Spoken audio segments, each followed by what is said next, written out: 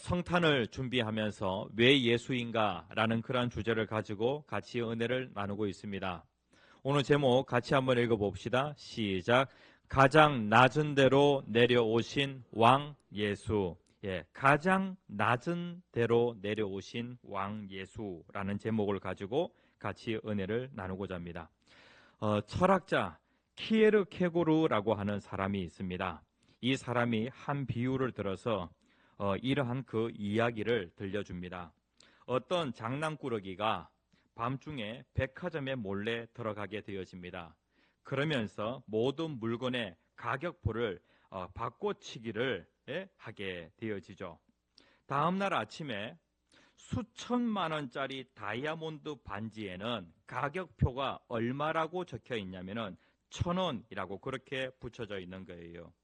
그리고 싸구려 플라스틱 컵에는 1억 원이라고 하는 그 가격표가 붙여져 있는 거예요. 그랬더니 사람들이 어떻게 반응하느냐?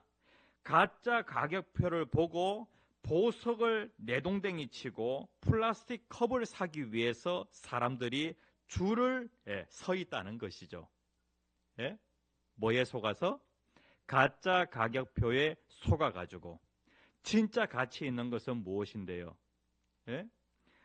다이아몬드인데, 그런데 사람들이 가짜 가격표에 속아가지고 이렇게 행동하더라는 것이죠.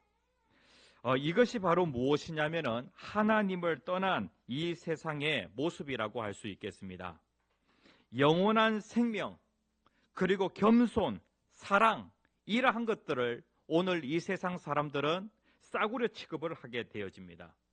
그리고 이 세상에서만 사용할 수 있는 돈, 권력, 그리고 외모, 이러한 것들을 사람들이 어마어마한 그러한 가치를 매겨서 그것이 진짜 가치인 줄 알고 속고 살아가고 있다는 것이죠. 여러분들은 가짜 가격표에 속고 살아가고 있지는 않습니까? 우리가 보기에는 이렇게 화려한 왕관과 그 다음에 또 그 예수님이 누워 계시는 그 말구유, 이것을 비교한다라고 할 때에 당장 보기에는 뭐가 가치 있게 보여요? 왕관이 가치 있게 보이죠? 그런데 예수님께서는 하나님이시지만은, 그리고 또 만왕의 왕이시지만은 그분이 가장 낮은 데로 오셨다는 거예요. 그러니까 가짜 가격표에, 잘못된 가격표에 속고 살아가고 있는 이 사람들에게 그들의 그 생각을 정상으로 돌려놓기 위하여서 예수님께서 이 세상에 오신 것이죠.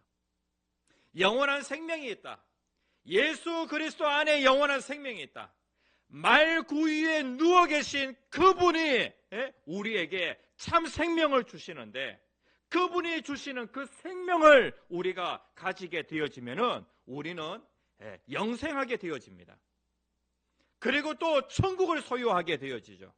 영생 복락을 누리게 되어집니다. 그러니까 말구유에 누워 계신 그 예수님에게 진정한 가치가 있고, 그리고 예수님을 내 마음에 모시게 되어지면은 나는 얼마짜리가 되어지냐면은 예수님짜리가 되어지는 거예요.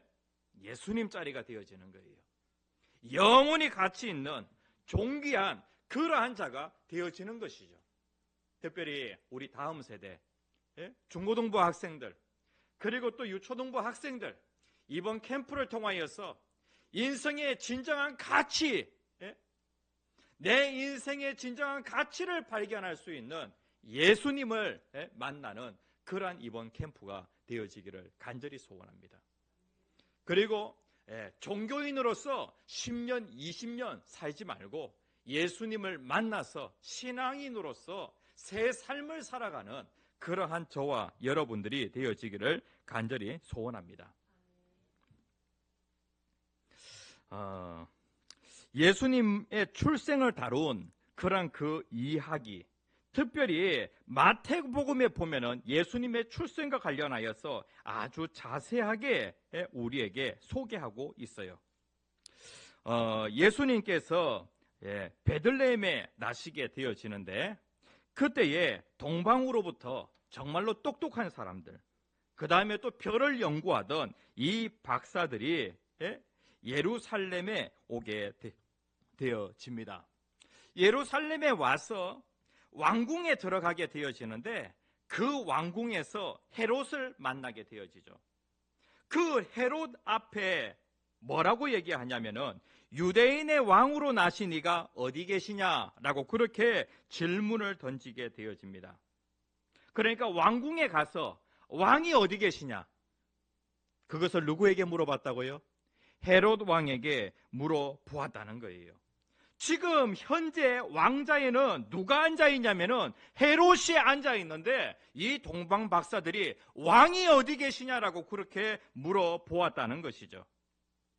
이 일로 인하여서 헤롯이 소동하게 되어집니다. 그뿐만 아니라 온 예루살렘이 소동하였다라고 그렇게 말씀을 하고 있어요. 3절 말씀에 보면은 헤롯 왕과 온 예루살렘이 듣고 어떻게 했다고요? 소동한지라 라고 그렇게 말씀을 하고 있는데, 그냥 성경은 모든 것들을 축소해서 그렇게 표현하고 있는데, 그런데 실질적으로 어떤 일이 일어나게 되어지냐면은, 헤롯이 내가 지금 왕자에 앉아 있는데 누가 유대인의 왕이야. 그래서 미래의 그 왕을 제거하기 위하여서 베들레헴 땅에 태어난 그 어린 아이들, 그러니까 2살 이하의 어린 아이들을 다 살해하게 되어집니다. 예수님은 그 살상의 피해자가 되실 뻔했는데, 하나님께서 요셉에게 헤롯의 그 모든 계획을 미리 알려주시게 되어지죠. 그러면서 이 요셉과 마리아가 아기 예수를 데리고 저기 이집트 땅으로 피신을 하게 되어집니다. 그러니까 이 헤롯이라고 하는 이 왕은요, 정말로 포악한 그러한 왕입니다.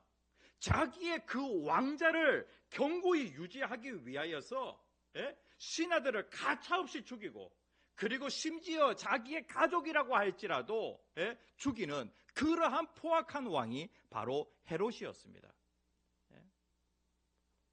이 동방에서 온 그 박사들이 그 왕이 나시는데 그분에게 경배한다고 하니까 헤롯이 뭐라고 얘기하냐면은, 나도 가서 그에게 경배하게 하라라고 그렇게 얘기를 하는데, 그런데 헤롯의 마음 가운데에는 어떤 것이 있었어요? 미래의 그 왕을 내가 제거해 버려야 되겠다라고 하는 그러한 마음이 있었던 것이죠. 마태는요, 특별히 이 이야기를 성경에 기록을 하고 있는데, 마태가 왜 이 이야기를 기록을 했을까요? 예수님과 관련된 많은 이야기들이 있어요. 그 이야기들을 성경에 다 기록을 하려고 한다면은 지면이 부족해요. 그런데 그 많은 이야기들 가운데 뭔가 선택하여서 고르고 골라가지고 그 이야기를 여기에 올려놓았겠죠? 그렇다고 하면은 왜 그 이야기를 여기에 올려놨을까? 이것이 실제로 있었던 일이기 때문에, 긴가민가한 그러한 그 이야기, 많은 이야기들 가운데 그런 이야기를 굳이 성경에 기록할 필요가 없다는 거예요.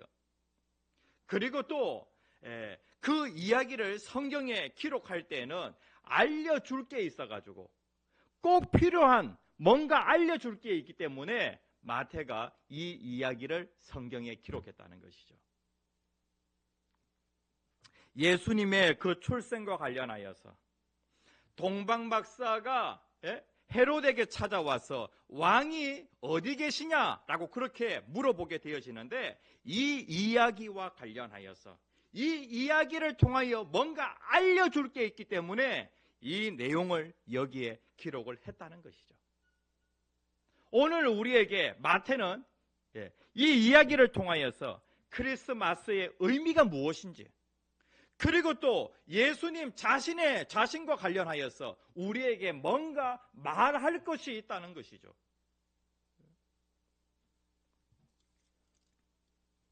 그래서 한 두 가지 질문을 가지고 오늘 이 이야기의 의미를 한번 살펴봤으면 좋겠습니다. 두 가지의 질문을 가지고.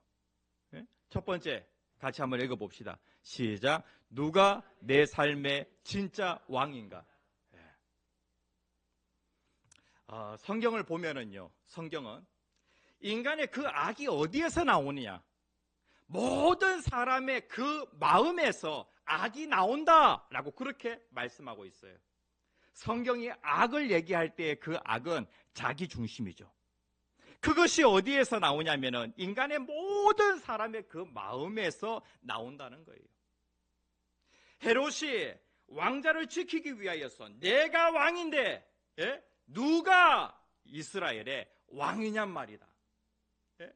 헤롯 왕이 이러한 모습을 보이고 있는데, 그런데 이 모습이 누구의 모습이냐면은 바로 우리의 모습이라는 거예요. 모든 사람의 그 마음 가운데는 이와 같은 악이 있다는 것이죠. 헤롯 왕과 같은 이러한 포악한 모습이 우리에게 있다는 거예요. 그리고 내가 내 인생의 왕이 되어서 인생의 그 왕자에 어느 누구도 앉을 수가 없는 거예요. 내 인생의 왕자에는 어느 누구도 앉을 수 없고 나만 앉을 수 있어. 나 한 사람만 앉을 수 있어 라고 그렇게 여러분들이 생각하면서 살아간다는 거예요. 예수님께서 제자들을 향하여 이러한 말씀을 하십니다. 누가복음 14장 26절에 있는 말씀 같이 한번 읽어봅시다. 시작. 무릇 내게 오는 자가 자기 부모와 처자와 형제와 자매와 더욱이 자기 목숨까지 미워하지 아니하면 능히 내 제자가 되지 못하고, 여기에 보면은 이러한 것들을 미워하지 아니하면은 내 제자가 되지 못한다는 거예요. 그러니까 여기에서 미워한다라고 하는 이 말씀은 어떤 말씀이냐면은 최고의 충성을 누구에게 바치냐는 것이죠. 당시에 왕과 백성이 있으면은 그 나라의 백성이라고 한다면은 그 왕에게 절대적으로 충성해야 합니다. 내 인생의 왕자에 내가 앉아 있느냐? 아니면은 예수님이 앉아 계시느냐? 예수님이 내 인생의 왕자의 왕으로 계신다라고 한다면은 우리가 그 예수님에게 절대적으로 충성하는 그러한 삶을 살아야 한다는 것이죠. 그런데 여러분들은, 저와 여러분들은 왕이신 나의 하나님, 예수님만이 나의 진정한 왕이십니다 라고 그렇게 고백을 하지만은 여러분들 그분에게 절대적인 충성을 바치며 그렇게 살아가고 있습니까? 아니죠.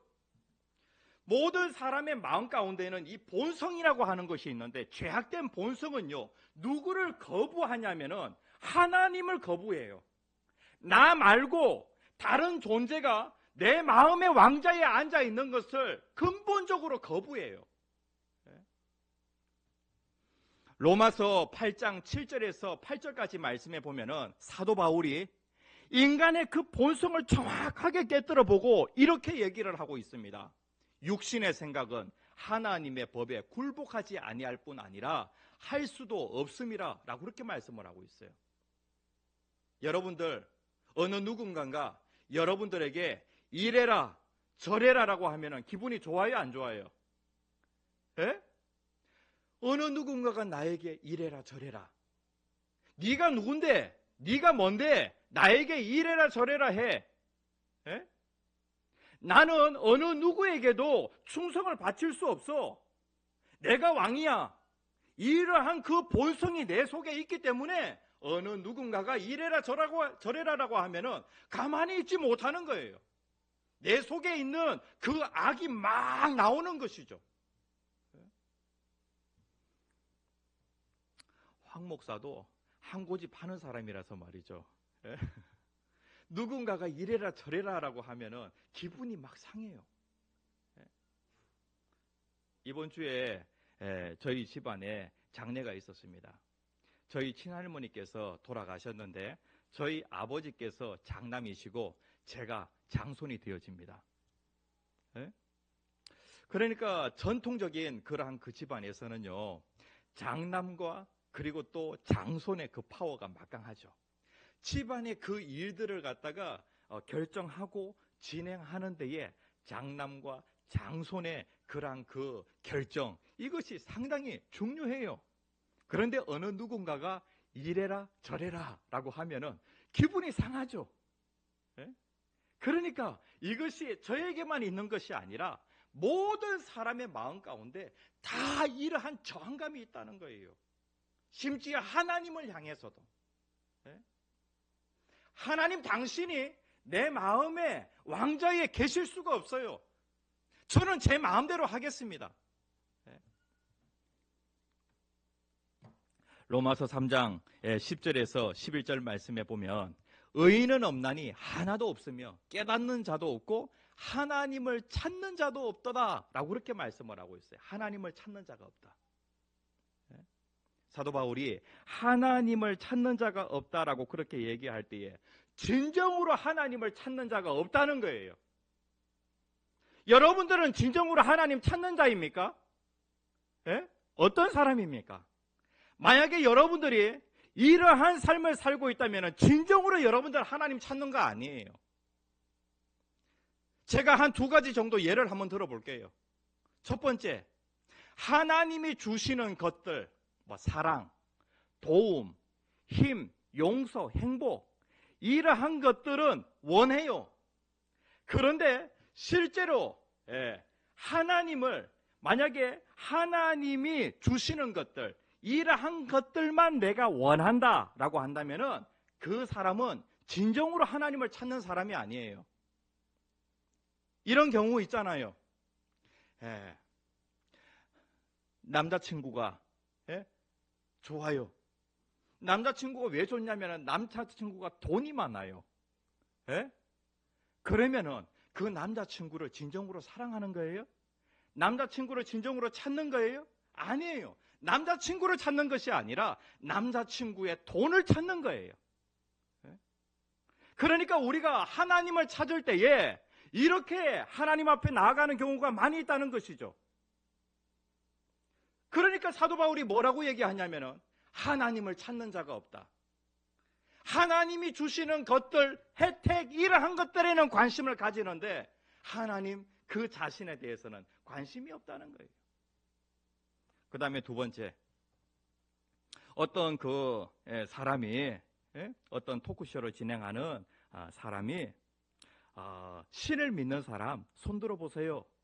미국에서 이렇게 질문을 하니까 많은 사람들이 신의 존재와 관련하여서 나는 신을 믿습니다 라고 그렇게 손을 들었어요. 그런데 만약에 그 질문을 바꾸어서 성경에 친히 자기 자신을 계시하신 그 하나님을 믿는 사람 손 들어보세요 라고 그렇게 얘기를 한다면은 손을 들 사람이 별로 없을 거라는 거예요. 우리가 신의 존재에 대해서 믿는다라고 하지만은 성경에 계시하신 그 하나님, 그 하나님을 찾는 사람은 별로 없다는 거예요.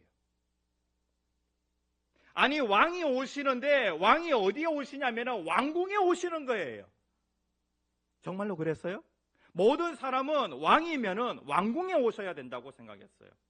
왕이라고 한다면은 대단한 학벌을 가지고 있어야 된다고 생각했어요. 그리고 왕이라고 한다고 하면은 뭔가 대단한 권력을 가지고 있어야 된다. 권력자의 그런 배경 아래에서 태어나야 한다라고 그렇게 사람들이 생각을 했어요. 그런데 왕이신 그 예수님이, 하나님이신 그 예수님이 이 땅에 오시는 데에 어떠한 모습으로 오시냐면은 말구유에, 그리고 또 학벌도 없이, 그리고 또 권력도 없이, 그리고 또 아무 배경도 없이 그러한 모습으로 우리에게 오셨다는 거예요. 이게 바로 성경이 얘기하고 있는 하나님이에요. 그런데 이러한 하나님을 이러한 하나님을 찾는 사람이 세상에 없다는 것이죠. 여러분들은 하나님이 주시는 혜택, 이러한 것만 찾는 사람 아니에요? 그리고 또 나에게 실질적으로 뭔가 도와주실 수 있는 그런 예수, 세상적인 부귀영화를 주실 수 있는 그러한 예수, 이러한 예수를 여러분들이 찾고 있지는 않아요? 그렇다고 하면은 나는 진정으로 예수를 찾는, 하나님을 찾는 그러한 사람이 아니라는 거예요. 그래서 동방 박사들이 왕이 어디 계시냐라고 그렇게 물었을 때에 헤롯 왕과 그리고 예루살렘의 많은 사람들이 소동하였다라고 그렇게 말씀을 하고 있는데, 오늘 그 동방 박사들이 이 자리에 찾아와서 왕이 어디 계시냐 저와 여러분들에게 묻고 있다는 것이죠. 우리의 마음 가운데는 어떠한 그런 저항감이 있냐고 하면은, 모든 사람들은 무슨 수를 써서라도 내가 이때까지 내 인생의 왕자에 있었는데 절대로 그 자리 내가 못 빼앗겨. 내가 끝까지 그 자리를 지킬 거야. 예수님께서 그 마음의 왕자에 오셔서 앉으시고 나를 다스리시기를 원하시는데, 그런데 우리는 절대로 그 자리를 내어주지 않으려고 한다는 거예요. 그래서 예수님께서 누가 내 삶의 진정한 왕인가? 라고 하는 그러한 질문을 오늘 이 시간에 우리에게 던져주고 있어요. 여러분들은 여러분들의 인생의 왕자에 여러분들 자신이 앉아 계세요? 아니면 예수님이 앉아 계세요? 여러분들 자신이 앉아 계신다고 하면은 여러분들의 삶 가운데 소동이 일어날 수밖에 없는 것이죠. 그 다음에 또 한 가지, 오늘 이야기가 우리에게 질문을 던지고 있는데, 같이 한번 읽어봅시다. 시작. 왜 낮은 곳을 선택하셨는가? 예수님께서 왕으로 오십니다. 성경에 예수님께서 왕으로 오시는데, 예수님이 왕으로 오실 것과 관련하여서 성경이 두 번 얘기하고 있습니다. 예수님께서 첫 번째 오실 때에는, 하나님이 첫 번째 오실 때에는 강자가 아닌 연약한 모습으로 크리스마스에 이 땅에 오셨습니다. 그리고 두 번째 오실 때에는 장차 예수님께서 왕으로 오시죠. 그때는 권능으로 오시게 되어지고, 그때의 모든 악과 고난, 죽음 이러한 것들이 완전히 다 끝나게 되어집니다. 그런데 예수님께서 첫 번째 왕으로 오실 때에 강자가 아닌 그러한 연약한 모습으로 오셨다는 거예요. 하나님께서 의도적으로 이것을 선택하셔서 이렇게 오셨다는 것이죠. 요한복음에 보면은요, 메시아가 나사렛에서 나신다라고 그렇게 얘기를 하니까 나다나엘이라고 하는 이 사람이 뭐라고 얘기하냐면은, 나사렛 그 완전히 총구석 아니냐, 거기에서 무슨 선한 것이 날 수 있느냐라고 그렇게 묻게 되어집니다. 하나님께서 일하시는 방법을 보게 되어질 때, 하나님께서는 강한 것을 들어가지고 하나님이 강한 것을 하나님께서 사용하셔서 강한 자를 쓰러뜨리는 것이 아니라 약한 자를 들어서 강한 자를 쓰러뜨리는 것을 보게 되어집니다. 이스라엘 나라를 대적하는 골리앗이 일어났습니다. 블레셋에는 골리앗이라고 하는 아주 큰 장수, 대단한 그런 능력을 가지고 있는 그 장수가 있는데, 그 골리앗을 쓰러뜨리는 하나님의 방법이 무엇이었는가? 골리앗보다 더 큰 사람 하나님이 준비하셔서 골리앗을 쓰러뜨립니다. 이게 하나님의 방법입니까? 아니죠. 골리앗에 비하면 아주 작은 꼬마 소년 그 다윗을 하나님이 딱 들어가지고 이 골리앗을 쓰러뜨리는 것을 보게 되어집니다. 이것이 바로 하나님이 일하시는 방법이에요. 구원과 관련해서도 마찬가지예요. 성경에 보면은 장남이 있는데, 당시에 장남은 모든 것을 다 가져갑니다. 그런데 장남이 아니라 하나님께서 차남을 쓰시는 것을 보게 되어집니다. 이게 하나님께서 일하시는 방법이죠. 이 이야기 속에서 나는 약자를 위하여 왔다. 자신의 연약함을 인정하는 사람들을 위해 왔다. 나는 그들의 행위를 봐서가 아니라 내가 이룬 일을 통해 그들을 구원할 것이다. 그러니까 세상 사람들은 계속해서 자격, 조건, 이러한 것들을 보지만은 하나님께서 친히 그 모든 것들을 다 하실 거기 때문에 그것이 하나님에게는 그렇게 중요한 것이 아니에요. 자기의 연약함을 알고 하나님 저는 소년 다윗입니다. 하나님 저는 차자입니다. 하나님 저는 정말로 연약하고 부족한 자입니다. 이렇게 하나님 앞에 내가 연약한 모습으로 나가게 되어질 때에 하나님이 그 모든 일들을 다 하실 것이기 때문에 너는 네 자신을 바라보지 말고 나를 바라봐. 내가 너를 위하여 모든 것을 다 했어. 너는 나만 바라보게 되어지면은, 십자가만 바라보면은 너는 반드시 구원받아. 이것이 바로 무엇이냐면은 구원의 원리인 거예요. 그래서 하나님께서 우리를 구원하시기 위하여 메시아를 이 땅에 보내시는 데에 왕궁에 나게 하지 아니하시고 마구간에 나게 하시고 그리고 말구에 누이시고 그분이 우리의 구원자가 되도록 가장 낮은 곳으로 오셔서 가장 낮은 자에게 역사하시는 그러한 그 분으로 이 땅에 오신 것이죠. 그래서 우리는 어떠하든지 우리의 그 왕자, 왕이 누구냐라고 그렇게 지금도 우리에게 묻고 있습니다. 여러분들의 인생의 왕자에 여러분들 자신이 앉아 있습니까? 왕자를 내어드리는 그러한 삶을 살아야 하는 것이죠. 마지막으로 한 이야기를 하고 마치겠습니다. 어떤 한 사람이 자기의 그 집에 예수님이 오셨는데, 그런데 그 예수님을 위하여서 자신의 집의 그 방 가운데 어느 한 일부분을 예수님을 위하여 내어줬어요.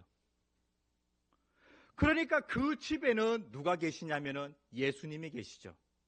그런데 예수님에게 그 집의 한 일부분의 방만 내어준 거예요.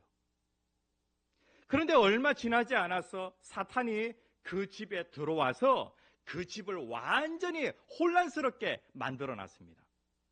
그래서 그 집에 그 주인이 예수님에게 얘기를 하는 거예요. 예수님이 이 집에 계시는데 왜 사탄의 공격을 받죠? 라고 그렇게 얘기를 했어요. 그러니까 예수님이 뭐라고 얘기하냐면은 너는 이 집에 전부를 내어준 것이 아니라 어느 한 일부분만 내어주었지 않니?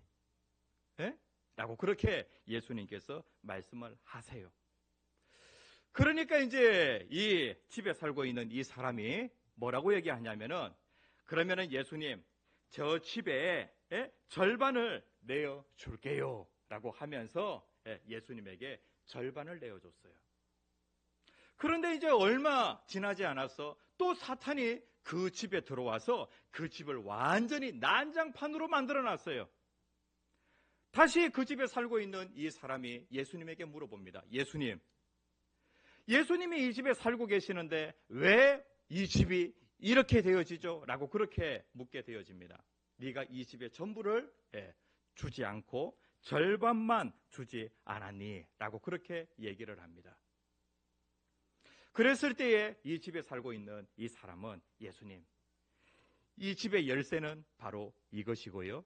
그리고 이 집의 등기는 바로 이것입니다. 예수님께서 이 집의 주인이 되시고 예수님이 이 집을 다스려 주십시오 라고 그렇게 예수님께 모든 것을 통째로 다 넘기게 되어집니다. 그러면 이제 이 집의 주인은 누구예요? 새빵살이 하고 있는 예수님, 동거인으로서 살고 있는 예수님, 주인으로 사시는 예수님. 이제 예수님이 이 집에 무엇이 되었죠? 주인이 된 거예요. 예수님이 이 집의 진정한 주인이 되어지니까, 주인이 되는 그 권리를 예수님에게 내어주게 되어지니까 이 집은 사탄이 공격할 수가 없는 거예요. 왜냐하면 이 집의 주인이 바뀌었기 때문에. 우리들의 교회 성도님들, 여러분들 예수 믿는 사람들 맞죠? 예수를 구주라고 그렇게 고백합니다. 구원자이시면서 또 주님이십니다. 예수님은 이 땅에 오실 때에 왕으로 오셨습니다. 그분은 사람의 몸을 입고 있지만 그분은 하나님이십니다. 내 인생 가운데 내가 왕자를 내어주게 되어질 때에 내 인생의 참 주인이 되시고 그리고 내 인생을 다스려 주시는 것이죠. 그런데 문제는 무엇이냐면은 내가 예수님에게 일부 팍만 내어주면서 그리고 또 예수님을 그냥 새빵살이 그 다음에 또 동거인으로 그렇게 모시고 살고 있다는 거예요.